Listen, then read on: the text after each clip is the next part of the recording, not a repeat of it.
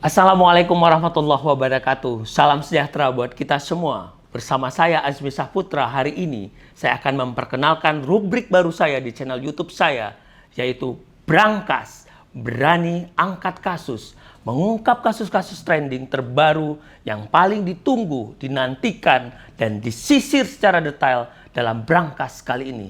Ya, kami akan bahas berkaitan tentang KPK yang menghadiahi SP3 pada Samsul Nur Salim dan Ice Nur Salim dalam kasus BLBI 4,5 triliun.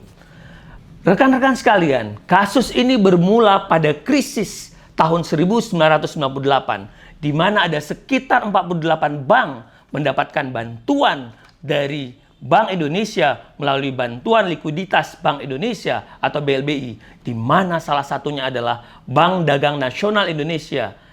Pak Samsul Nur Salim adalah sebagai pemegang saham terbesar dan pengendali dalam Bank BDNI mendapatkan bantuan sebesar 47 triliun.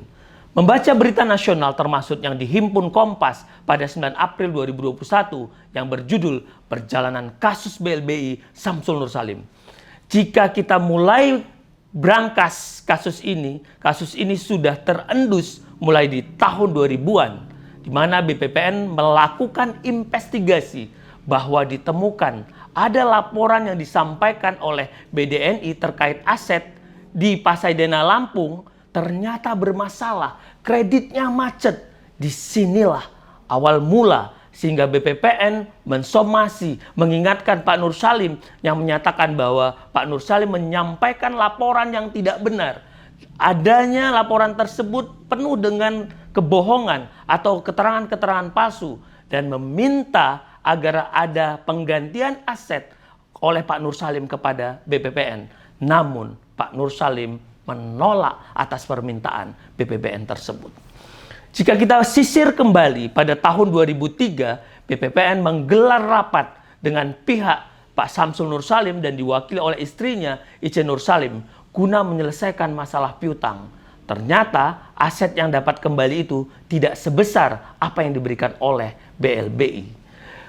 Lebih lanjut kita lihat perkembangannya di tahun 2004. Polemik pun terjadi dan merupakan satu puncak yang baru lagi, di mana pada waktu itu pemerintah mengeluarkan SKL, surat keterangan lunas kepada Samsul Nur Salim, di mana Presiden pada waktu itu juga menyetujui atas terbitnya SKL ini. SKL ini ditandatangani oleh Ketua BPPN, yaitu Pak Saprudin Arsad Temenggung, lewat surat nomor SKL 22 PPKS SPN 2004, perihal pemenuhan kewajiban pemegang saham BDNI yang membuat hak tagih atas petambak udang di Pasena menjadi hilang karena perbuatan penerbitan SKL tersebut. Apa ganjarannya? Ganjarannya adalah Pak Saprudin divonis 15 tahun oleh pengadilan, di mana pada pengadilan sebelumnya di Pengadilan Negeri dijatuhkan 13 tahun penjara. Rekan-rekan Brangkas pada edisi kali ini juga masih dikutip dari Antara.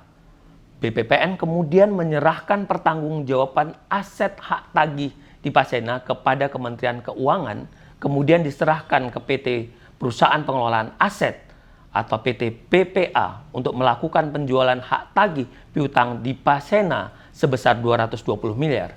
Padahal kewajiban atau hutang Samsul Nur Salim yang seharusnya diterima negara adalah sebesar 4,8 triliun.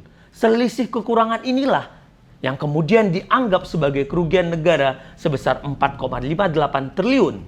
Dan pada tahun 2019, KPK memasukkan dalam daftar pencarian orang atau DPO Samsul Nur Salim dan istrinya pada 30 Juni 2019. Dan pada tahun 2019 juga dalam putusan kasasi Mahkamah Agung, Saprudin sebagai penerbit SKL atau surat keterangan lunas tadi kemudian dinyatakan bebas alias tidak bersalah dalam amar putusan pengadilan 1555 Pitsus TPK 2019 pada tanggal 9 Juli 2019. Majelis hakim menilai tidak ada tindak pidana yang dilakukan Saprudin dalam menerbitkan SKL BLBI ini. Ya, sekarang kita menuju pada tahun 2021 di mana KPK sempat mengajukan peninjauan kembali vonis atas lepasnya putusan lepas Saphrudin ke Mahkamah Agung pada 17 Desember 2019. Namun Mahkamah Agung menolak upaya hukum luar biasa tersebut.